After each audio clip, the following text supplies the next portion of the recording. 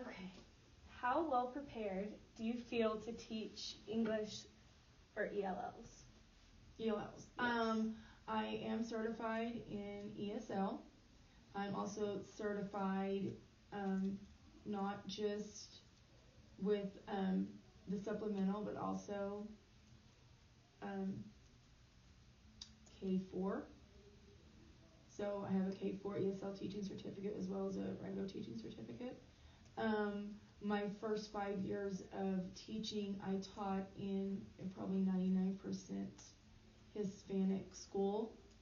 Wow. So I had a lot of experience with students with very limited English.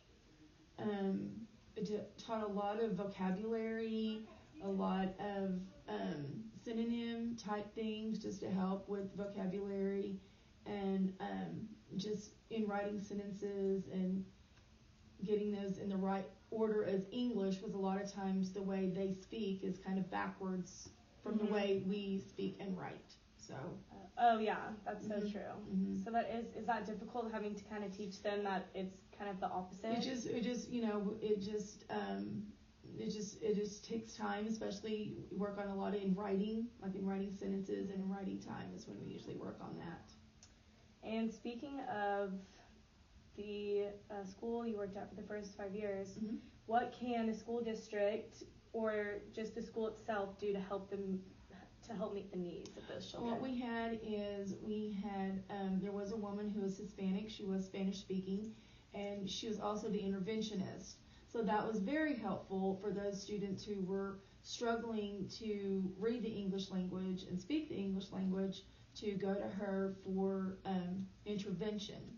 And then she also sat in my classroom during ELAR time and worked with them just to keep them on track and help them. She didn't pull them and they did anything different. It was just to help to keep them on track with what we were doing in the classroom. Okay.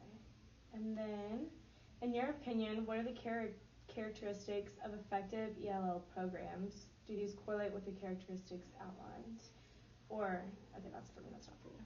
So, in your opinion, what are the characteristics of effective ELL programs? I think vocabulary is very important. Why would you say vocabulary is because really important? That is that's one of the things that I find that they have no idea what you're talking about on certain things, especially if you like, for instance, we were reading a story during my first 5 years about a story about a pig, and so I was using different things to teach about a pig, and I used the word hog to go with a pig. Okay. And this little boy just looked at me like I was nuts. Like no idea what the word was. No idea what hog means, and he was like, I was like, a pig, it's the same thing as a hog. And he was like, no. So I was like, you give me a sentence with the word hog. And he said, I give you a hug, like he thought it was a hug. So learning those vowel sounds, learning the vocabulary, like if you're talking about a pig, barnyard, the animals, all those things that go with it, just to bring in that enriched vocabulary is very helpful.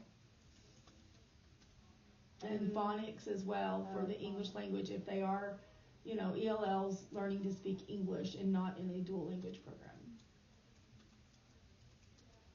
Okay. How many languages are represented in your classroom? I believe 3. So English, Korean, and Spanish. Oh my.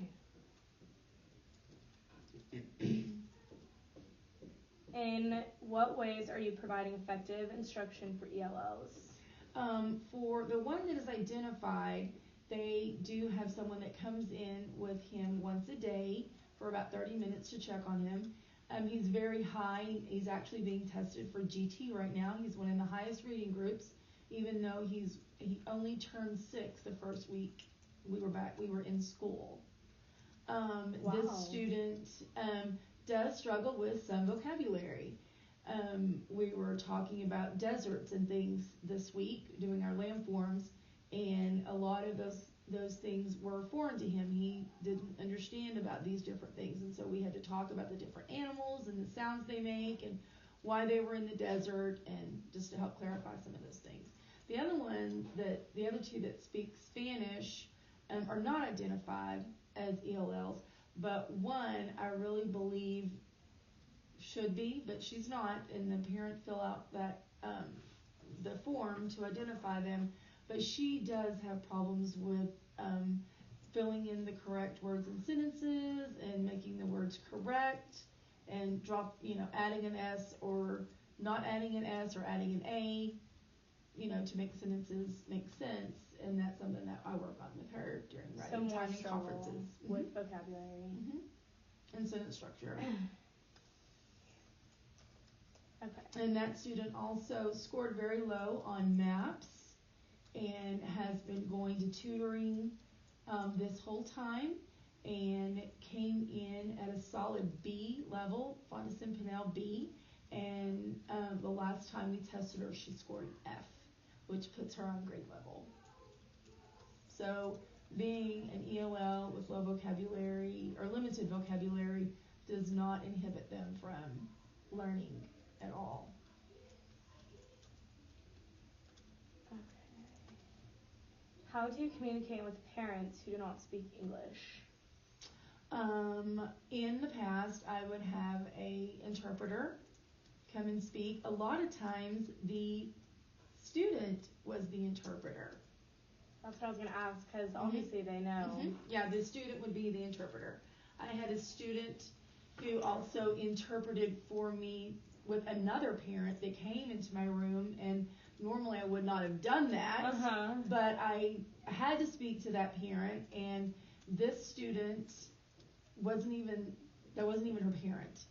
And this student was identified special ed, but was able to completely interpret for me back and forth between the parent and I. That is amazing. Oh my gosh. It was pretty cool.